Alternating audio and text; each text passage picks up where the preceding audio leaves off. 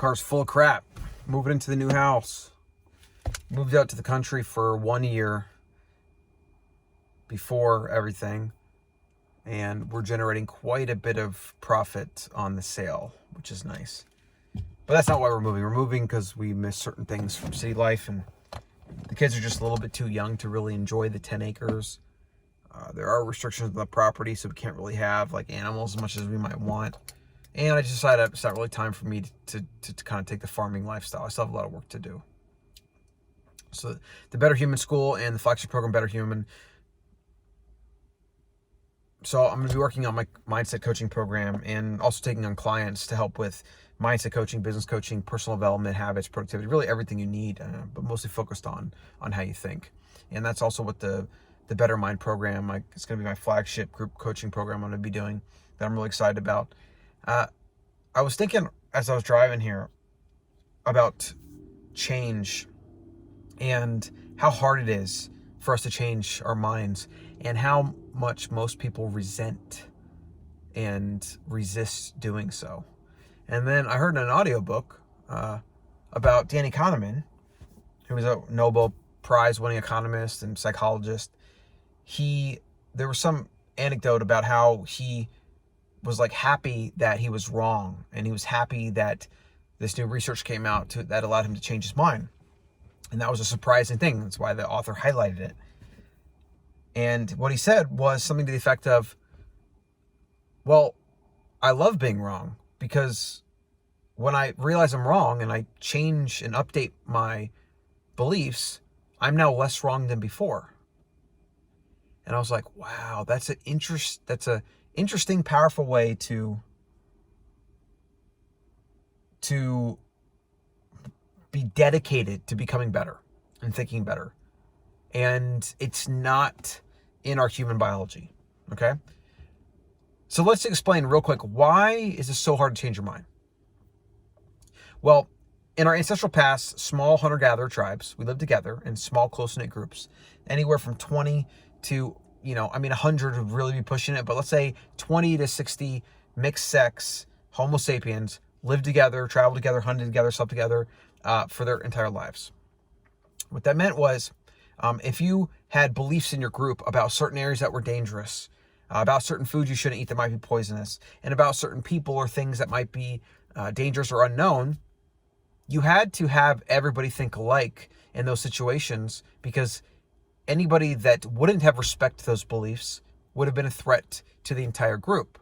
They would have either invited people back to their camp that could have been hostile, right? They could have invited dangerous animals into the hunting party, or from this way or that way or whatever, or just lackadaisy making sound while on a hunt in an area that is known to be dangerous. Humans developed a mechanism to deal with this in nature and as groups, and that was very, very strong belief systems and a mind that is quickly prone to believing what the group believes and then holding on to those beliefs as much as possible. Today, we can see that just creates tribalism, and it just makes us fragile. In a world where we have so much information and we can control a lot of things in our environment, we don't have as much of the physical threat as we used to. The better mind today, and the mind that is more likely to win in this complex world where everything's changing, is the flexible mind.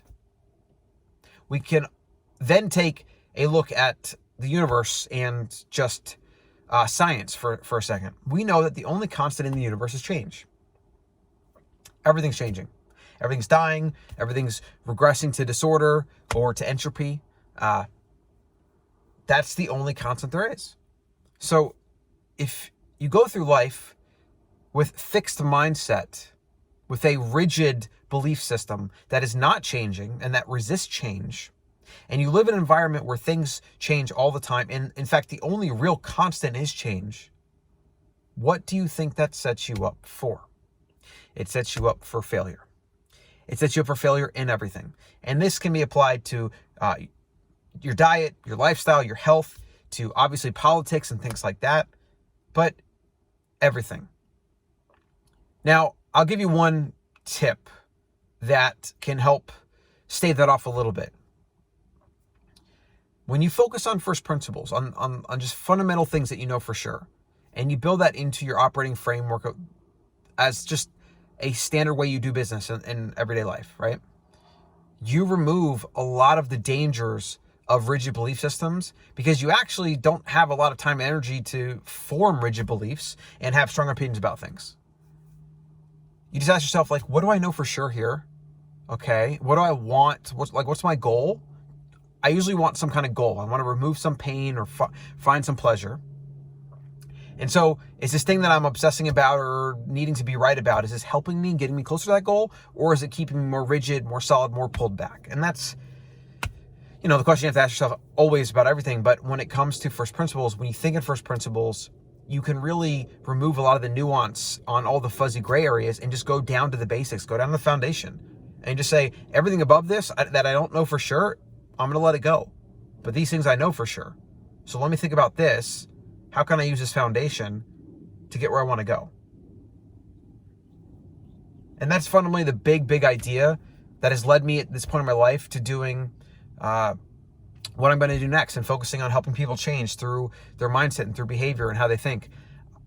I'm really excited about it. Now, if you want to learn more, you can go over to betterhuman.school, and that's the Better Mind flagship program. We have the group coaching. That's going to be intensive, a lot of hands-on Zoom experience, live coaching rooms, right? And then the self-serve is just going to be the module access, and as well as the community backend. And so, both are just going to be life-changing game changers for people. And it's quite literally what I'm doing for the second part of my life. So I'm pretty excited about it. But takeaways for today are, in a universe that is defined by change, the only thing that is constant, that is change. The more rigid you are, the more fragile you become. The more able to change you are, the more anti-fragile you become. And then when things change, you actually get stronger and you adapt. And you want to move to that end of the spectrum as much as possible. So subscribe for more videos, big ideas to help you think better, live better, and I'll see you in the next one.